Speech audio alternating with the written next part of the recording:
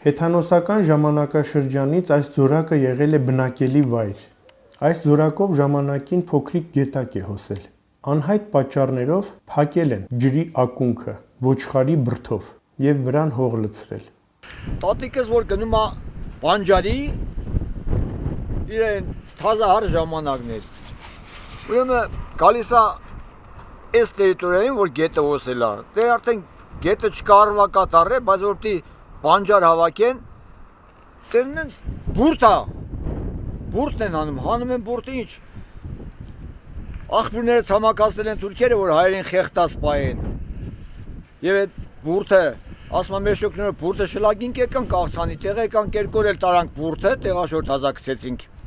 Բայց աղբյուրները, որ մեր հոսել է այս տերիտորիան, որ մեր անտառալ է, դեմի անտառները մեր չոյացել էին։ Այսօր դեմը մեր արայի լեռը նայում ենք դեմից չոր է, հետևը կանաչ անտառ ազա։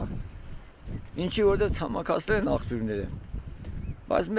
Բայց հետաքրքիր է բուրդը որ հանել են ջուրը դուրս չի տվել։ Չէ, արդեն սնդիկ են գցել, սնդիկը ծակել է, ջուրը սկել է։ Ջուրը սկել է ու ջուրը գնում է։ Այսօր մեր ներքևը մեր դուզը որ ծակում են, ջուր կարում է դուրս գա, նավթի համացակեցին ջուր ֆոնտան արեց։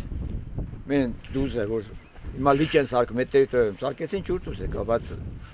որտեղ սկավ ջրերը։ Մինչև որ ամիսն է այս